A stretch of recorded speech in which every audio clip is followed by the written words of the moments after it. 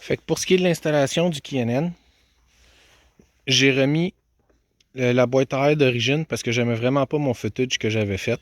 Fait que l'avantage, c'est que tous les troubles que j'ai eu pendant l'installation, je vais pouvoir vous en parler. Fait que pour le démonter, c'est assez simple. Quand que vous l'achetez, K&N, dans le fond, vous garde la section ici jusqu'au tuyau qui rentre en arrière de la airbox pour le son, mais il vous donne une plug pour la mettre ici. Là, je vous le dis tout de suite, moi, dans les instructions, il ne disait pas de mettre la clampe pour serrer. Moi, le mien, il avait tombé. Puis, dans le fond, je trouvais que ça faisait quand même vraiment random. Fait que je vais vous montrer les instructions en ayant ça d'enlever, mais si vous vous fiez à ce que K&N vous dit, il vous dit juste de plugger ça là. Puis, si vous décidez de garder ça comme ça, ben moi, je vous dis gardez ça, cette serre-là, parce que sinon, vous allez perdre la plug. Fait que comme vous pouvez voir, les vis sont juste déposées à des titres de marquage. Vous avez une 10 mm là, vous avez une 12 ici, 10 là, 10 là, il y a une 10 là, une 10 là. Vous allez devoir dévisser votre Master Flow, faites-y super attention. Pour ce qui est des clips en plastique, il y en a une qui tient ici. Moi, si vous avez vu mon vidéo de tune-up, il a fallu que je le répare parce que c'était cassé. Il y en a une autre là. Puis pour le Sound Generator, il y en a une ici. Fait qu'on vient lousser au throttle body, on enlève le retour du PCV system. Puis moi où c'est que je l'ai déconnecté, ça c'est pour le Sound Generator, je l'ai déconnecté de là, puis j'ai mis du butyl pour bloquer le tuyau. Pour sortir la boîte à air, je vous conseille quand même de le déconnecter ici pour que ça soit plus facile pour enlever le reste. Fait que là, ce qui est le hardware d'origine, gardez-le, vous allez en avoir de besoin. Fait que là, une fois qu'il est déconnecté de là, on va pouvoir tout tirer l'airbox, les tuyaux, tout en un morceau. Fait que là, une fois enlevé, on peut venir enlever celui-ci. Puis là, on se retrouve vraiment avec beaucoup de place dans l'engine bay.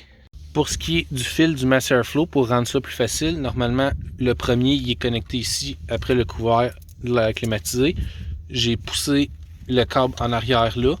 Puis plus tard, vous allez voir, ça va pouvoir être toqué. Puis lui ici va pouvoir venir se connecter là. Puis le Master Flow, comme ça ne va pas faire qu'il va avoir un fil proche de la poulie. Ce qu'il faut savoir pour l'instant sur le tuyau, c'est que le fitting est en plastique. Il faut faire attention quand on le traite là. On vient mettre nos couplers là. Puis là, pour ce qui est de la sleeve, comme vous voyez, on dirait qu'elle n'est pas à côté partout pareil. Mais quand on regarde de l'autre côté, il a fallu que je prenne une caméra. Si je vous le montre comme ça, vous ne le verrez pas. Mais c'est flaré, puis c'est à côté partout. Fait que le Master Flow, il est installé. Vous ne pourrez pas le mettre dans le mauvais sens parce que la façon qu'il est faite avec les braquettes. Puis l'autre affaire que j'ai oublié de vous dire, en dessous ici, ça c'est pour le tenir à l'intérieur du heat shield.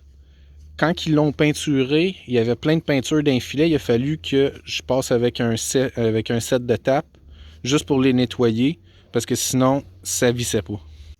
Pour monter la airbox, la partie qui m'a donné énormément de misère parce que j'ai pas été à mon affaire, j'ai pas lu les instructions. La braquette avec ce numéro-là, il faut venir l'installer avant de mettre la boîte à air, le heat shield, excusez, parce que sinon, vous n'aurez pas accès pour visser cette vis-là. Vous allez pouvoir commencer à assembler le heat shield. Fait que vous avez le seal de rubber pour autour. Vous en avez un pour où c'est que le tuyau va passer. Ce qui est à savoir pour le wrap heat shield, le mien il a décollé quasi aussitôt que je l'ai installé.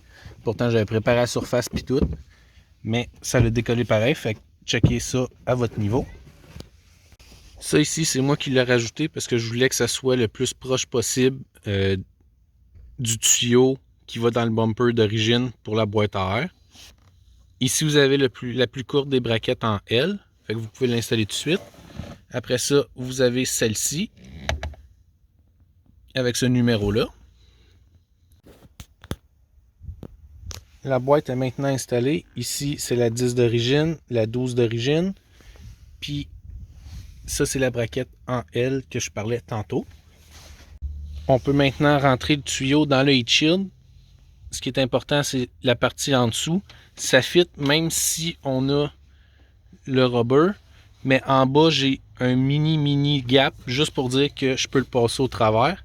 Fait que là, on va pouvoir venir le pousser comme ça.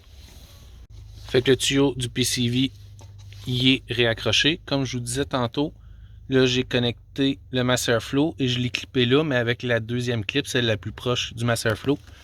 Puis le fil y est toqué en arrière. Fait qu'il se retrouve loin de la poulie. N'oubliez pas de remettre votre 10 mm là pour ne pas la perdre. Et là, la partie qui donne le plus de trouble, qui est pas mal la dernière. Ici, on a la braquette avec le numéro qui finit par 15. Le heat shield se situe entre le spacer et le washer.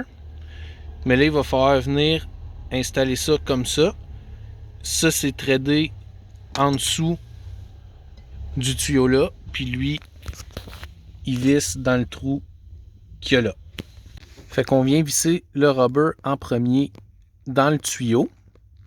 Ça ici, c'est tout lousse. Fait que ça bouge en masse.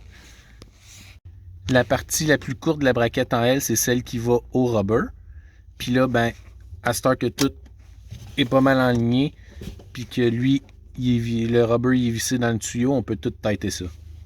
Il reste juste à s'assurer que tout est solide, que vous avez tout tighté. Puis les longues vis qu'il y avait après le sound generator, on peut pas les revisser là parce que celle-là ici en dessous, elle va accoter sa fuel rail. Donc le fil qui est installé, c'est prêt à faire feu. Quand je l'ai installé la première fois, j'ai fait des sound clips sur le chemin que je vais inclure dans la vidéo.